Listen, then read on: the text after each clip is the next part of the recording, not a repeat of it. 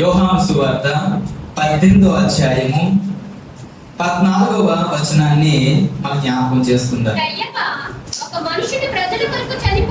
ఒక మనుషుడు ప్రజల కొరకు చనిపోవుట ప్రయోజనకరము. చాలండి. ప్రధాన యాజకుడైన కయప మాట్లాడుతున్న ఒక మాట, ఒక మనుష్యుడు ప్రజలందరి కొరకు చనిపోవుట ప్రయోజనకరం. హల్లెలూయా. ఒక మనుష్యుడు, 10 మంది కాదు, 3 కాదు, 2 కాదు, ఒక మనుష్యుడు మరణించుట ప్రజలందరికీ కూడా అదేంటమ్మా? ప్రయోజనకరం. ప్రియమైన సంగమా, నేను ఒక మాట మిమ్మల్ని అడుగుతాను, మీరేమనుకోకండి. మీ కుటుంబాల్లో నేను కలుపుకుంటాను, మన కుటుంబాల్లో ఎవరైనా ఒక వ్యక్తి చనిపోయారు అనుకోండి, మా ఇంట్లో ఒక వ్యక్తి చనిపోయాడు అంటే మాకు చాలా సంతోషం ఉంది అని ఎవరైనా అంటారా? అమ్మా, ఎవ్వరు అనరు.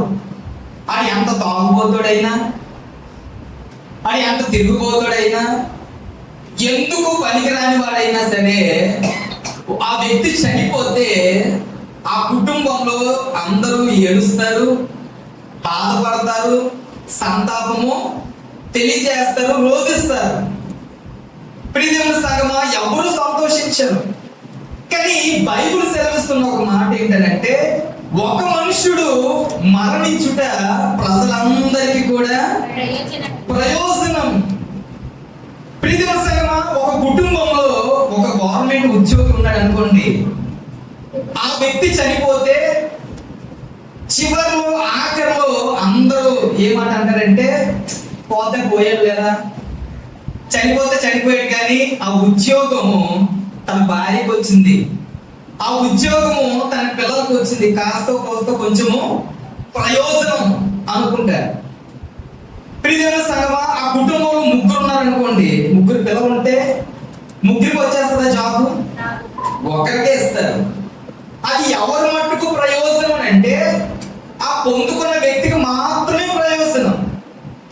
ఆ చనిపోయిన వ్యక్తి ద్వారా ఏదైనా పింఛన్ లాంటిది డబ్బులు కానీ వస్తే, ఉద్యోగం వస్తే ఎవరికి ప్రయోజనము అని అంటే ఆ కుటుంబానికి మాత్రమే ప్రయోజనం.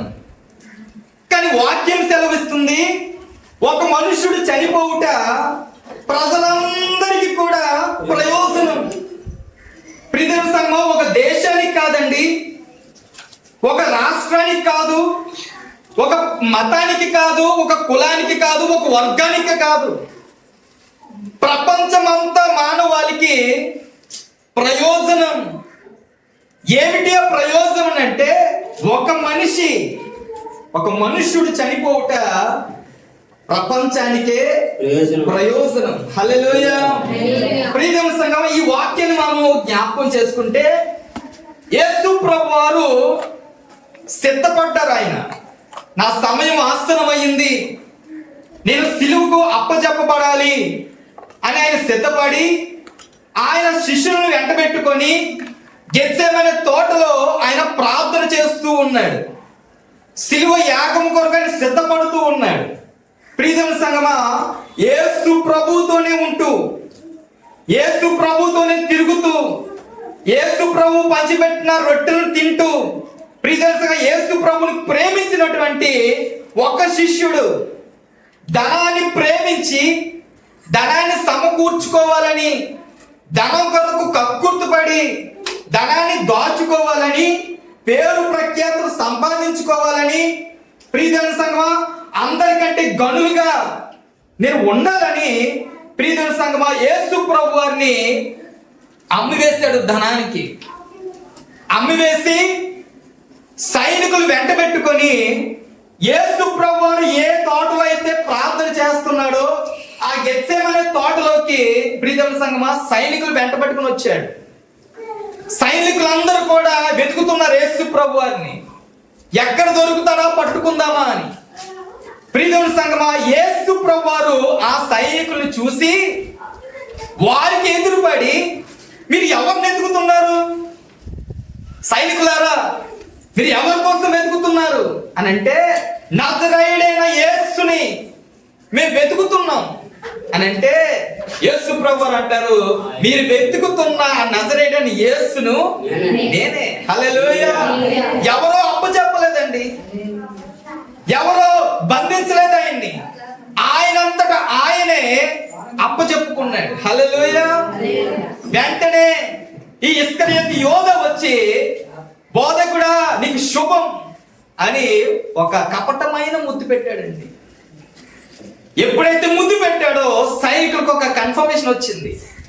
అంతేనండి, సంఖ్యలు వేసి బంధించారు, కాలుకి బొండలు తగిలించారు, ఈడ్చుకుంటూ ఎక్కడికి తీసుకెళ్లారంటే యాజకుడైన అన్న దగ్గరికి తీసుకెళ్లారు. ఎక్కడికమ్మా? యాజకుడైన అన్న దగ్గరికి తీసుకెళ్ళినప్పుడు అన్నకి మామ అయిన కయ్యప్ప ప్రధాన యాజకుడు. ప్రధాన యాజకుడైన కయ్యప్ప ప్రియమైన సంగమా యేసు ప్రభువుని చూసి ఆయన వెంటనే ఒక మాట పలుకుతూ ఉన్నాడు. ఏమిటి ఆ మాట అంటే, ఒక మనుష్యుడు ప్రజలందరి కొరకు మరణించుట ప్రయోజనం. హల్లెలూయా, హల్లెలూయా. ప్రవచనాత్మకంగా ఒక మాట పలుకుతూ ఉన్నాడు ప్రధాన యాజకుడైన కయ్యప్ప. ఒక మనుష్యుడు. ఎవరు ఈ మనుష్యుడు?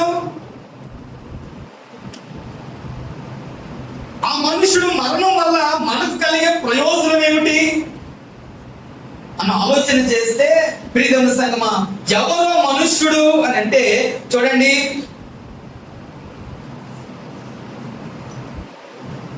యోహాను సువార్త 19వ అధ్యాయము 5వ వచనాన్ని చదువుకుందాం. ఆ ముళ్ళ కిరీటమును ఉదారంగు వస్త్రమును ధరించిన వాడై యేసు వెలుపలికి రాగా పిలాతు ఇదిగో ఈ మనుష్యుడు అని వారితో చెప్పాను. హల్లెలూయా. ప్రియమైన సంగమా ఈ ఉదయకాల సమయంలో మన చదువుకున్న వాక్యంలో 2 మాటలు జ్ఞాపకం చేస్తారు.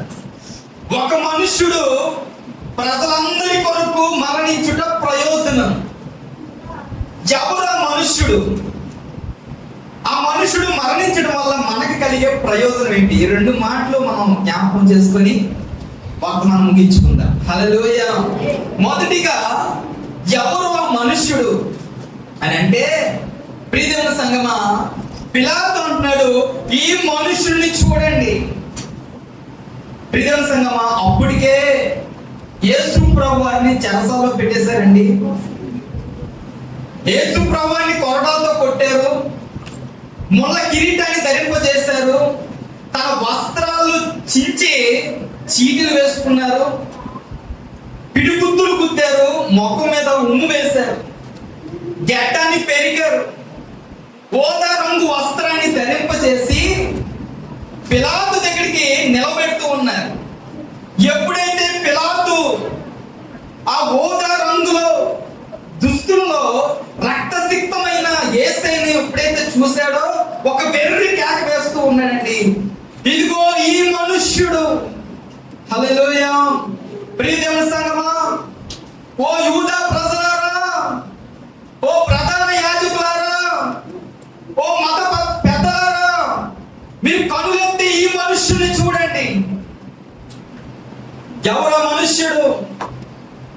ప్రియమైన సంగమా అప్పటి వరకు కూడా అక్కడున్న ప్రజలందరూ కూడా తెలుసుకున్న మాటలు ఏంటంటే, యేసు ప్రభు గురించి తెలిస్తే ఏంటంటే ఈయన మరియా యోసేపు యొక్క కుమారుడు. ఈ మనుష్యుడు ఎవరంటే దెయ్యాన్ని వెళ్ళగొట్టిన వాడు. ఈ మనుష్యుడు ఎవరంటే ఒక ఒంటరివాని కుమారుడు. ఈ మనుష్యుడు ఎవరంటే స్వస్థతలు చేసేవాడు. ఈ మనుష్యుడు ఎవరనంటే నీటి మీద నడిచిన వాడు. ఈ మనుష్యుడు ఎవరనంటే చనిపోయిన వాడు లేపిన వాడు. ఈ మనుష్యుడు ఎవరనంటే నీటిని ద్రాక్షారసంగా చేసిన వాడు. ఇవి మాత్రమే వాళ్ళకి తెలుసు. పిలాతు అంటున్నాడు, ఈ మనుష్యుడిని చూడండి. హల్లెలూయా. ప్రియమైన సంగమా ఈ ఉదయకాల సమయంలో ఈ మంచి శుక్రవారం ఆరాధనకి కూడి వచ్చిన మీరందరూ కూడా ఈ మనుష్యుడు ఎవరో మనం తెలుసుకునే నుంచి మనం వెళ్ళాలి. హల్లెలూయా. ఎవరో మనుష్యుడు అని అంటే నజరేయుడైన యేసయ్య. హల్లెలూయా. ఆయన ఎలాంటి వాడు, ఆ మనుష్యుడు ఎవరు అని మనం జ్ఞాపకం చేసుకుంటే ఒక 3 మాటలు మీకు జ్ఞాపకం చేస్తాను, చూద్దాం. హెబ్రీయుల పత్రిక 7వ అధ్యాయము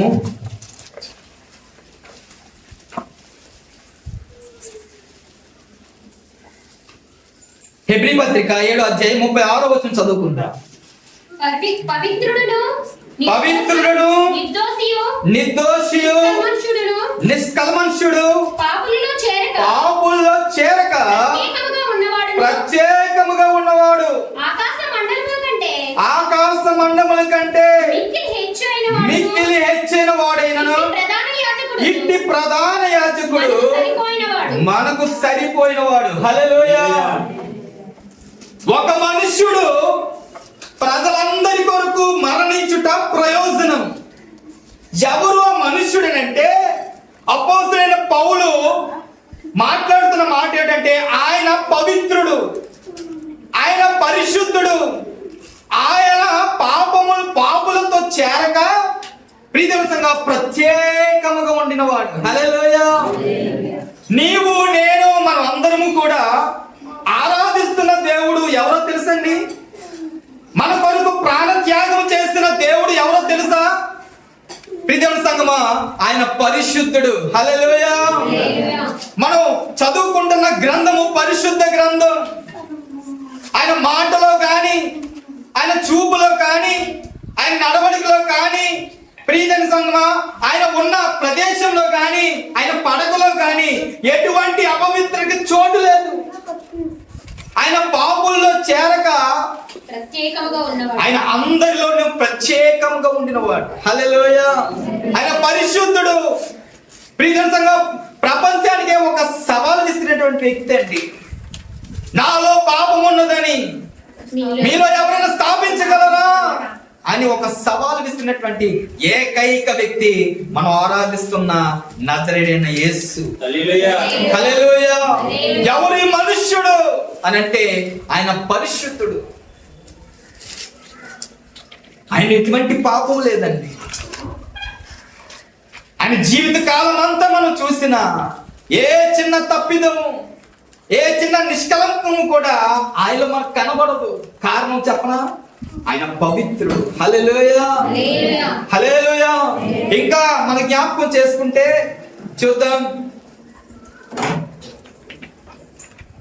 మత్తయి సువార్త 27వ అధ్యాయము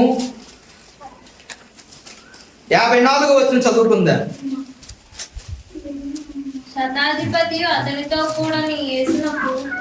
శతాధిపతియు అతనితో కూడా యేసునకు కావలి ఉన్నవారును భూకంపమును జరిగిన కార్యములన్నిటిని చూసి మిక్కిలి భయపడి నిజముగా ఈయన దేవుని కుమారుడని చెప్పుకొనిరి. హల్లెలూయా. ఒక మనుష్యుడు ప్రజలందరి కొరకు ప్రాణం పెట్టడం ప్రయోజనం. ఎవరో మనుష్యుడు అంటే మొదటిగా మనం జ్ఞాపకం చేసుకున్నాం, ఆయన పరిశుద్ధుడు. రెండవదిగా ప్రియదేవుని సంగమా, ఇక్కడ ప్రజలందరూ మాట్లాడుకుంటూ ఉన్నారు, ఈయన నిజముగా దేవుని కుమారుడు. ప్రియదేవుని సంగమా, అప్పటికే యేసు ప్రభువారు సిలువలో తన ప్రాణాన్ని పెట్టి తన ఆత్మను తండ్రికి అప్పచెప్పి, తండ్రి నా ఆత్మ నీకు అప్పచెప్తున్నాను అని తన ప్రాణాన్ని విడిచిన తర్వాత ప్రియదేవుని సంగమా, భూమి బద్దలైపోయింది. కఠినమైన చీకటి ఆ ప్రదేశాన్నంతా కమ్మేసింది. ప్రియదేవుని సంగమా, చనిపోయిన వారందరూ కూడా సమాధులు బద్దలు కొట్టుకొని బయట అనేక మంది కనబడ్డారండి. ఇవన్నీ కూడా అక్కడ ఉన్న వాళ్ళందరూ చూస్తూ ఉన్నారు. ఎవరు చూస్తున్నారో తెలుసా? యేసు ప్రభువుని కొట్టిన వారు, యేసు ప్రభుని దూషించిన వారు, యేసు ప్రభు ముఖం మీద ఉమ్ము వేసిన వారు, యేసు ప్రభు యొక్క నెత్తి మీద కిరీటాన్ని, ముళ్ళ కిరీటాన్ని పెట్టిన వారు, వాళ్ళందరూ చూసి ఒక్కసారిగా భయపడిపోయారు. అరే, ఈయన మనల్ని నిందిస్తున్నాడని, మత బోధలు చేస్తున్నాడని, మన మతానికి వ్యతిరేకంగా ప్రవర్తిస్తున్నాడని, యూదులకి రాజుగా చెప్పుకుంటున్నాడని అనేక నిందలు వేశామే, అనేకంగా దోషి దోషి దోషి అని ఇతన్ని అవమానించామే. కానీ ఇతడు నిజముగా దేవుని కుమారుడు. హల్లెలూయా, హల్లెలూయా. అక్కడ ఉన్న వాళ్ళందరూ తెలుసుకున్నారండి. మనం అనవసరంగా ఇతని మీద నిందలు వేశాం, అనవసరంగా ఇతన్ని మనం దండించాం, శిక్షించాం, కొరడాలతో కొట్టాం. అరే, ఈయన నిజముగా దేవుని కుమారుడు. హల్లెలూయా. నువ్వు నేను ఆరాధిస్తున్న దేవుడు ఎవరనంటే ఆయన దేవుని కుమారుడు. ప్రియమైన సంగమా, దేవుని కుమారుడు అంటే దేవునికి ఉన్న అధికారం అంతా కూడా కుమారుడికి కూడా ఉంటది. ప్రియమైన సంగమా, చనిపోయిన వాళ్ళని లేపిన దేవుడు, నీటి మీద అవలీలగా నడిచిన దేవుడు శిలువలో నుంచి తను తప్పించుకోలేడా? శిక్షిస్తున్న వారిని ప్రియమైన సంగమా తిరిగి ఆయన దండించలేడా? ఆయనకి అధికారం లేదా అని అంటే సర్వాధికారం ఆయనకు ఉన్నది. ఆయన చిటికి వేస్తే పరలోకం నుంచి దేవతలు దిగి వస్తారు. అంతటి అధికారం కలిగిన వ్యక్తి అండి ప్రియమైన సంగమా. కానీ దేవుడి కుమారుడే అయినప్పటికీ కూడా ఆయన నీ కొరకు నా కొరకు మౌనంగా నిలబడిపోయాడు అంతే. హల్లెలూయా. ప్రియమైన సంగమా, ఒక మనుష్యుడు ప్రజలందరి కొరకు ప్రాణం పెట్టుట ప్రయోజనం. ఎలాంటి మనుష్యుడు? ఎవరా మనుష్యుడు అంటే దేవుని కుమారుడు. హల్లెలూయా, హల్లెలూయా. ప్రియమైన సంగమా, ఇంకొక మాట మన జ్ఞాపకం చేస్తుందని చూద్దాం. లూకా సువార్త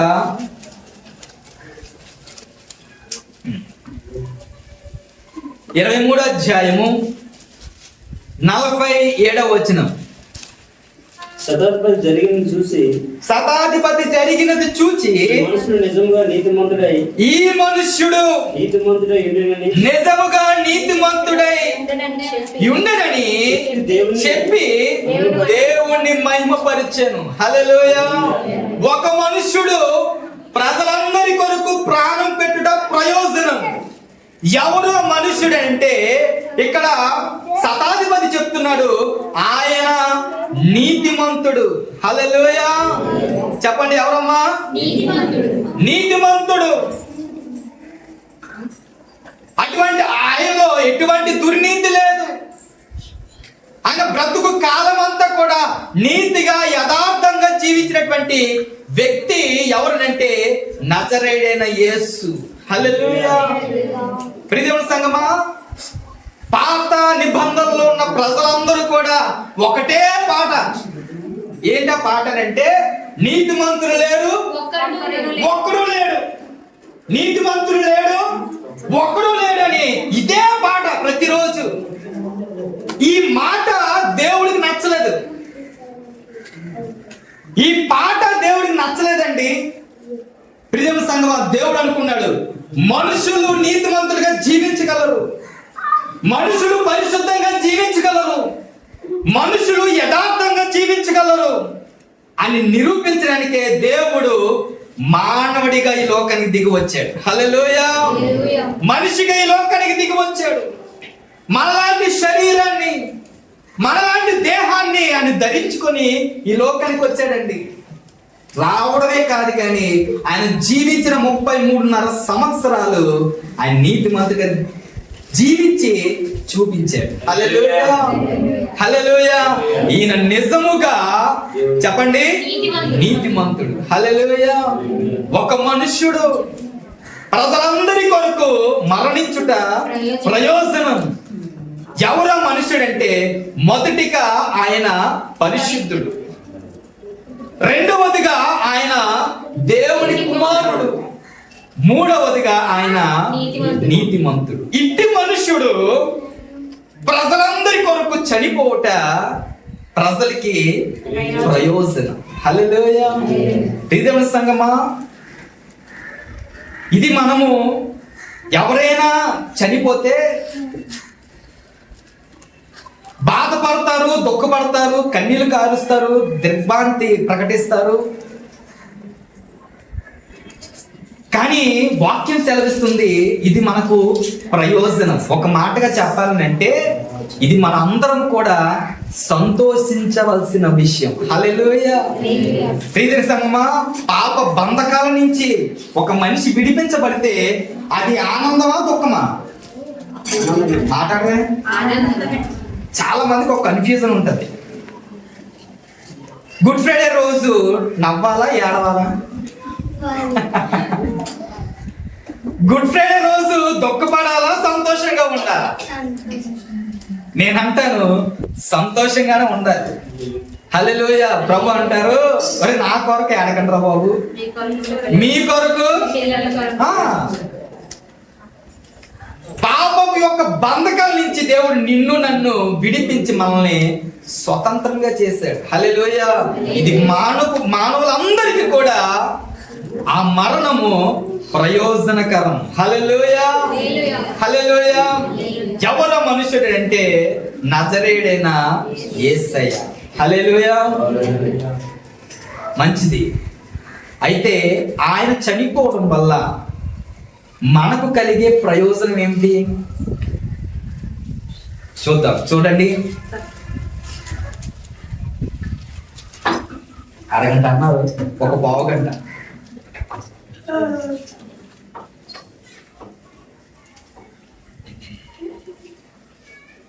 హెబ్రీయులకు రాసిన పత్రిక 2వ అధ్యాయము 14వ వచనము జ్ఞాపకం చేసి, కాబట్టి ఆ పిల్లలు రక్త మాంసములు గలవారైనందున ఆ ప్రకారమే మరణం యొక్క బలము గలవారిని, అనగా అపవాదిని మరణము ద్వారా నశింపజేయుటకును జీవిత కాలమంతయు మరణ భయము చేత దాస్యమునకు లోబడిన వారిని విడిపించుటకు ఆయన కూడా రక్త మాంసంలో పాలిపాడాయను. హల్లెలూయా. ప్రియమైన సంగమా, యేసు ప్రభువారు శిలువలో మరణించడం ద్వారా మనకు కలిగే ప్రయోజనం ఏమిటంటే మరణం. ప్రియమైన సంగమా, మరణానికి ఉన్న బలం ఏమిటంటే ఆ బలము సాతానుడు. హల్లెలూయా. మరణానికి బలం ఉందండి. ఆ బలము ఎవరనంటే సాతానుడు.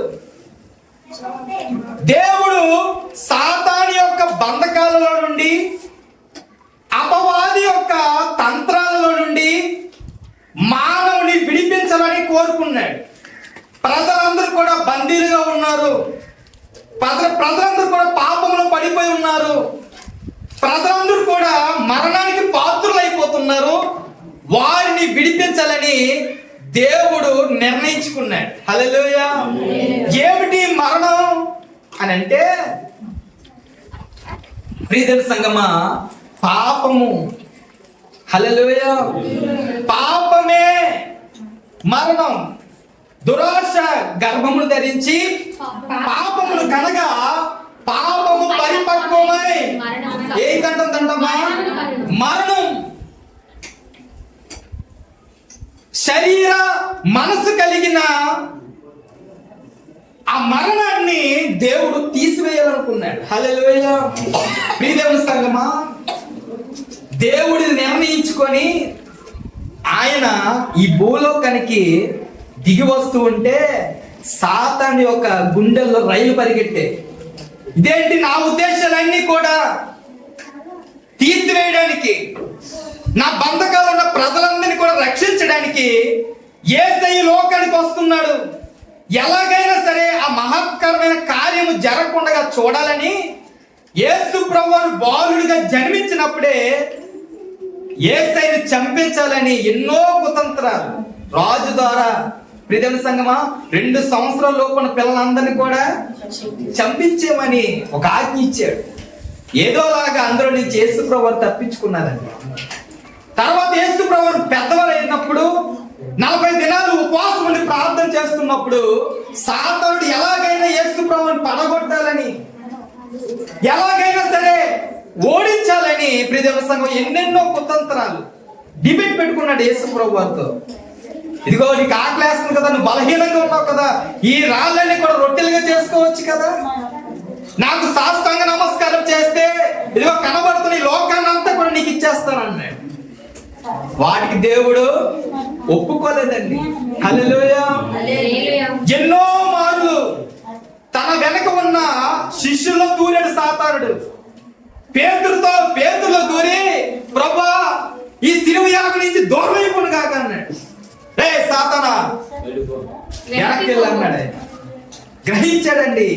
శిష్యుల్లో దూరి కూడా ఆ మహత్కరమైన కార్యం జరగకుండా ఎన్నో ప్రయత్నాలు చేశాడు. చివరికి సిలువలో ఆయన మేకులతో కొట్టబడినప్పుడు ఆఖరిగా ఒక్క ఎముకైనా ఎరగొట్టాలని ప్రయత్నం చేశాడు, కానీ ప్రియదేవుని సంగమా అది కూడా జరగలేదు. హల్లెలూయా.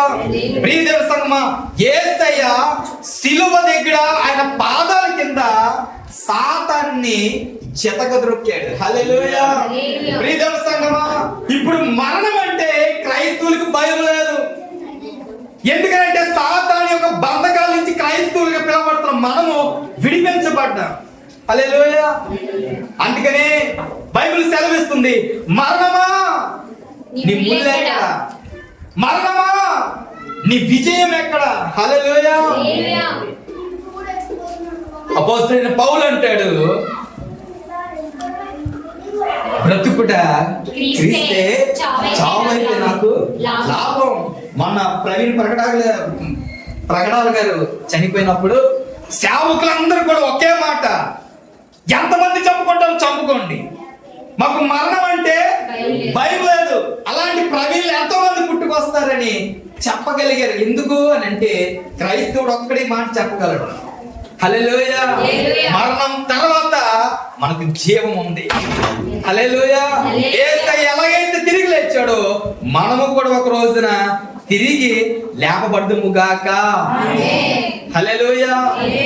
ఇది మరణాన్ని దూరం చేయాలని, సాతాను యొక్క బంధకాల నుంచి మనం విడిపించాలని ఆయన సిలువ యాగం చేశాడని, నీ కొరకు నా కొరకు ఆయన మరణించాడు.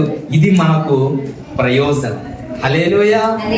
ఇంకొక మాట మనం జ్ఞాపకం చేసుకుందాం, చూద్దాం. కొలస్సీలకు రాసిన పత్రిక 1వ అధ్యాయము 19, 20, 21, 22 వచనాలు.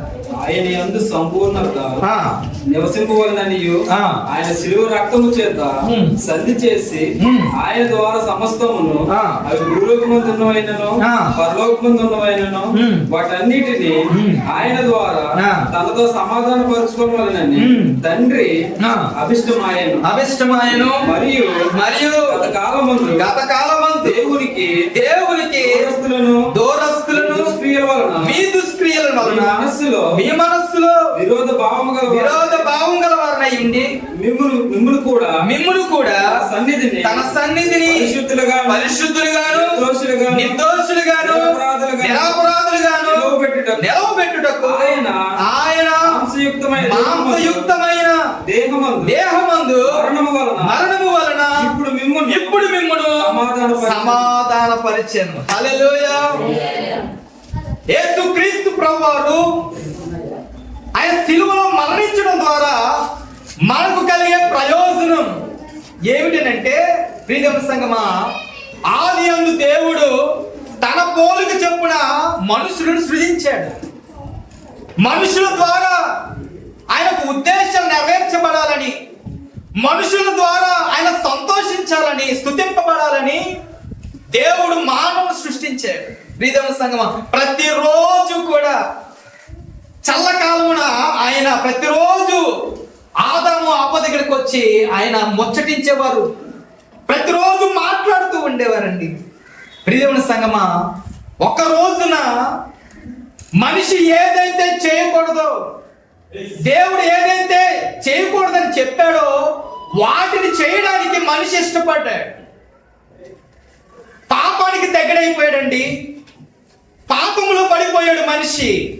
ఎప్పుడైతే పాపంలో పడిపోయాడో దేవునికి దూరం అయిపోయాడు. హల్లెలూయా. అపోస్తలుడు పౌలు అంటాడు, మనమందరము కూడా మునుపు దేవునికి శత్రువులై ఉన్నాం. దేని ద్వారా? దేని ద్వారా? పాపుల ద్వారా, పాపం చేయటం ద్వారా. దేవుడేమో మనకు సమీపంగా ఉండాలని, ప్రతిరోజు నీతో గడపాలని ఆయన మనసు విధించుకుంటే మనిషి పాపంలో పడిపోయి దేవునికి దూరం అయిపోయాడు. అందుకనే యేసు దేవుడు ఆదాముతో మాట్లాడడానికి దిగి వచ్చినప్పుడు ప్రియదేవుని సంగమా దేవునికి భయపడిపోయి వాళ్ళు దాక్కున్నారు. హల్లెలూయా. ఎందుకు దాక్కున్నారు అని అంటే దేవునికి అప్పుడే దూరం అయిపోయింది. మనిషికి దేవునికి అప్పుడే దూరము పెరిగిపోయిందండి. ప్రియదేవుని సంగమా మనిషి చేసిన అపరాధం బట్టి దేవునికి మానవుడికి మధ్యలో సత్య సంబంధాలన్నీ కూడా తెగిపోయాయి. శత్రువుగా మారిపోయారు మనుషులందరూ కూడా. ప్రియదేవుని సంగమా పాత నిబంధనలు మనం చూస్తే ఏ మనిషి అయినా ఒక అపరాధం చేసినప్పుడు, ఒక పాపం చేసినప్పుడు ఒక గొర్రెనో, ఒక మేకనో, ఒక కోడినో, ఒక పావురానో బలిచ్చి దేవుడితో సంధి కుదిరించుకునేవాడు, దేవుడితో సమాధాన పడేవాడు. ప్రియదేవుని సంగమా పాపము చేయడము బలి అర్పించడం, పాపము చేయడము బలి అర్పించడం సంధి అయితే కుదురుతుంది, కానీ మనిషిలో ఉన్న పాపం మాత్రం పోవడంలే. దేవుడైతే సమాధాన పడుతున్నాడు, కానీ ఎప్పటిలాగే దేవుడు మానవుడు కలవడానికి మాత్రం అవకాశం లేదు.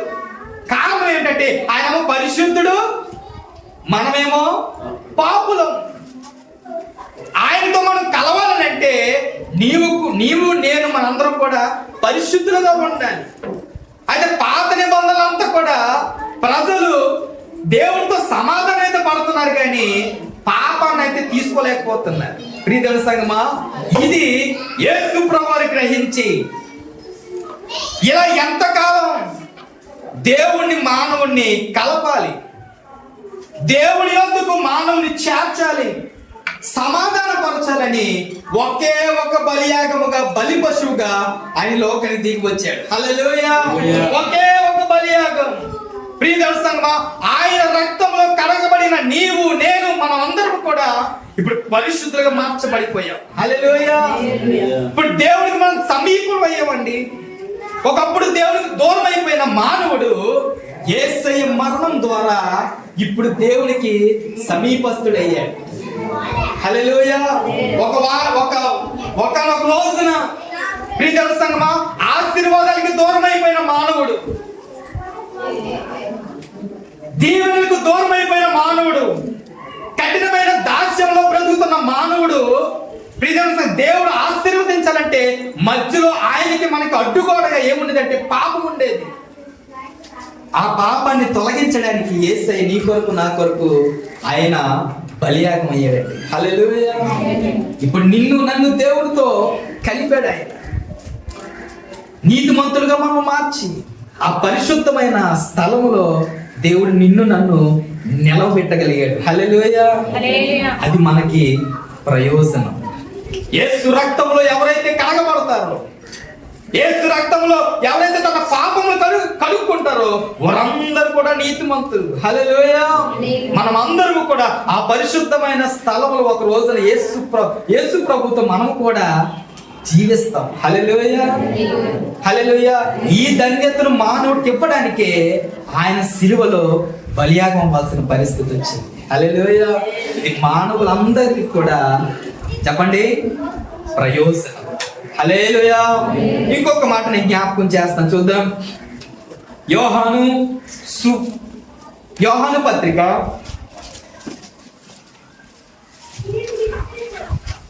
తొందరగా, సువార్త కాదు, యోహాను మొదటి పత్రిక 3వ అధ్యాయము 16వ వచనం.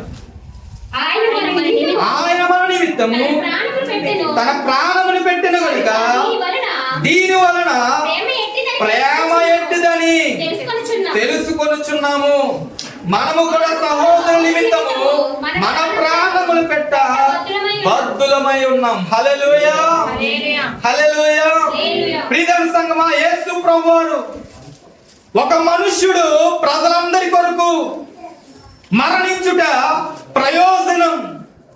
ఏమిటి ఆ ప్రయోజనం అంటే, ప్రియమైన సంగమా, ఆయన మరణించడం ద్వారా దేవుని ప్రేమ ఎట్టుదో మనము తెలుసుకున్నాం. హల్లెలూయా. దేవుడు లోకముని ఎంతో చెప్పండి ప్రేమించాడు. ఆయన ప్రేమించని చెప్పడే కాదండి, లోకం అంతటి కొరకు ఆయన రక్తాన్ని కార్చి ప్రాణాన్ని పెట్టాడు. ఆయన ఇటు ప్రేమ ఎవరు చూపించగలరు చెప్పండి? దేవుని అటువంటి ప్రాణము ప్రియదర్శ ఎవరు పెట్టగలరు మన కొరకు? మీ తల్లిదండ్రులు పెడతారా? నీ భర్త పెడతాడు నీ కొరకు ప్రాణం? నీ భార్య పెడతాదా నీ కొరకు ప్రాణం? మీ పిల్లలు పెడతారా? అవసరమైతే ప్రాణాలు తీస్తారు, కానీ ప్రాణం పెట్టే వాళ్ళు ఎవరి లోకంలో లేరు.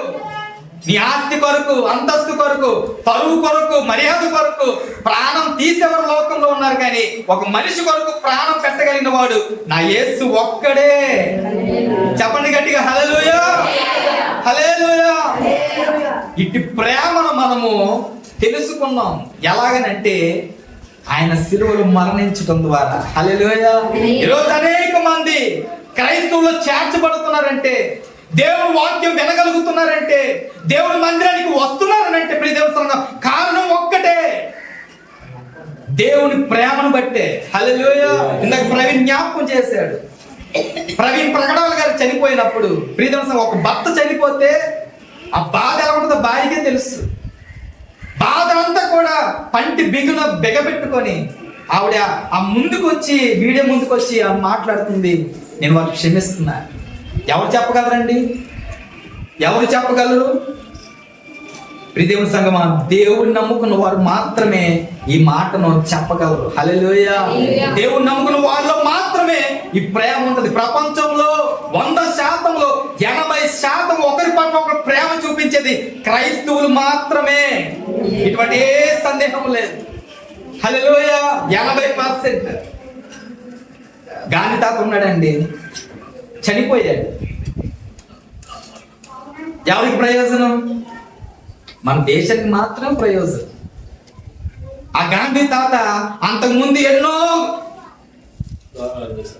కాదండి, మన ఇంగ్లీష్ వారి మీద అది చేయండి ఇది చేయండి బాంబులు వేస్తారండి. ఆ తాత కూడా చేశాడు అంత ముందు. కానీ ఎప్పుడైతే బైబిల్ చదివాడో, ఎప్పుడైతే దేవుడు తెలుసుకున్నాడో, ఇప్పుడు వచ్చి అంటున్నాడు ఒక చెంప మీద కొడితే అప్పుడు ఉప్పు సత్యాగ్రహం చేసింది ఎవరు? గాంధీ గారు. అప్పటి నుంచి పద్ధతి మార్చేసుకున్నాడు ఆయన. ఒకప్పుడు వైలెంట్ గా ఉండేవాడు, తిరుగుబాటు చేసేవాడు. ఎప్పుడైతే దేవుడు తెలుసుకున్నాడో అప్పటి నుంచి శాంతి. ఉప్పు సత్యాగ్రహము, ఒక చెంప మీద కొడితే ఇంకో చెంప చూపించండి, అహింస వద్దు అని చెప్పడం మొదలు పెట్టాడు. దేని ద్వారమ్మా చెప్పండి? దేవుని ప్రేమను బట్టి. హల్లెలూయా, హల్లెలూయా. ప్రియదేవుని సంగమా, మదర్ తెరీసాను జ్ఞాపకం చేసుకుంటే ఎంతో గనురాలు, ఎంతో ఆస్తుంది ఆమెకు, ఎంతో ప్రేమ, పేరు ప్రఖ్యాతలు ఉన్నాయండి. అవన్నీ విడిచిపెట్టేసి భారతదేశానికి వచ్చి ఎవరికి పరిచయం చేసిందో తెలుసా? చెప్పండి. దుష్టుడు. అలాంటి దూరం ఉంటేనే మనం పారిపోతాం. ప్రియదేవుని సంగమా, భయంకరమైన వ్యాధి అది. అలాంటి వారికి పరిచయం చేసిందండి. ఆమె ఉన్న ఇల్లు నేను చూశాను కోల్కతా వెళ్ళినప్పుడు. ఎంత ఉంటుందో తెలుసండి? స్టేజ్ ఉంది కదా, ఈ స్టేజ్ అక్కడి నుంచి ఎంతవరకు ఉంటుంది. పడుకోవడానికి ఒక బెడ్, ఒక చిన్న ఫ్యాను, ఒక నీటి కుండ, అంతే. ఆమె ఆస్తిపాస్తులు ఒక చిన్న పెట్టి. ఇతర దేశాల్లో ఆయన ఆవిడ ఎంతో ప్రియదేవుని సంగమా గనురాలు. అవన్నీ విడిచిపెట్టేసి ప్రజలకు సేవ చేయడానికి ఈరోజు దేశమంతా చెప్పుకుంటారండి ఆవిడ గురించి. ప్రేమ అంటే అమ్మ మదర్ తెరీసా. ఎలాగండి? ఎలా చూపించగలిగింది చెప్పండి? దేవుని ప్రేమను బట్టి. హల్లెలూయా, హల్లెలూయా. ప్రియదేవుని సంగమా, ఒక్క ప్రశ్న మిమ్మల్ని అడుగుతాను, చెప్పండి. అటువంటి ప్రేమ నీలో నాలో ఉందా? మనలో అటువంటి ప్రేమ కనబడుతుందా? అనేక గుడ్ ఫ్రైలు మనం చేసుకుంటున్నాం, కానీ ఆయన ఎందుకు ఆయన చేశాడో ఆ మనసు మనం కలిగి ఉంటున్నాం. ప్రియమైన సంగమా, యేసు ప్రభువారిని దోషిగా నిలబెడుతున్నప్పుడు, ప్రజలందరూ కూడా నీలాగా కూర్చున్నప్పుడు, ప్రియమైన సంగమా, అందరూ దోషి దోషి దోషి, సిలువ వేయండి సిలువ వేయండి అంటే, ప్రియమైన సంగమా, అక్కడ యేసు ప్రభువుతో ఉన్నవారు ఉన్నారు, యేసు ప్రభు పంచిపెట్టిన రొట్టెలు తిన్నవారు ఉన్నారు, యేసు ప్రభు వారు చేసిన మహత్త కార్యాలు పొందుకున్న వారు ఉన్నారు, ప్రియమైన సంఘం మేలు పొందుకున్న వారు ఉన్నారు. వాళ్ళందరూ కూడా దోషి దోషి దోషి అంటుంటే, ప్రియమైన సంఘమా, యేసు ప్రభు వారు మాత్రం మౌనంగా ఆయన పలికిన మాట ఒక్కటే, తండ్రి మీరేం చేస్తున్నారు నీకు తెలియదు కనుక హల్లెలూయా. ఆ మాట నువ్వు అనగలవా? ఒక వ్యక్తి నిన్ను డైరెక్ట్ గా తిట్టకుండా నీ గురించి ఎవరికో చెడ్డగా చెబితేనే మన రక్తం మరిగిపోతూ ఉంటది. నా గురించి ఆడికి చెప్పడం ఏంటి, చెడ్డగా మాట్లాడడం ఏమిటి అని కడిగేస్తాను తుడిచేస్తానని చెప్పేసి అడిగేంత వరకు కూడా మనసు ఆగదు. ప్రియమైన సంగమా, క్రైస్తవులైనప్పటికీ కూడా కొన్ని విషయాలు మనము క్షమించలేము, ప్రేమించలేము. ప్రియమైన సంగమా, కానీ దేవుడి ప్రేమ ఎటుదో ఒకసారి జ్ఞాపకం చేసుకోండి. హల్లెలూయా. ఎవరు ప్రేమించగలరండి? ప్రియమైన సంగమా, ఎంతో కాలం నుంచి దేవుని మనం విశ్వసిస్తూ ఉన్నాం, నమ్ముతూ ఉన్నాం, దేవుని ఎరిగి ఉన్నవారు మనం అందరం కూడా. అటు ప్రేమను దేవుడు మన హృదయాల్లో స్థాపించును గాక. ఆమేన్. హల్లెలూయా. ఒక మనుష్యుడు ప్రజలందరి కొరకు మరణించుట ప్రయోజనం. ఏమిటి ఆ ప్రయోజనం అంటే, ప్రియమైన సంగమా, దేవునికి మనకి ఆయన సమాధాన పరిచయం, ప్రేమ ఎలా ఉంటుందో ఆయన చూపించండి. ఇది మనకు ప్రయోజనం. హల్లెలూయా. కొద్ది మాటలు దేవుడు మన వినికిల్లో దీవించి ఫలింపజేయును గాక.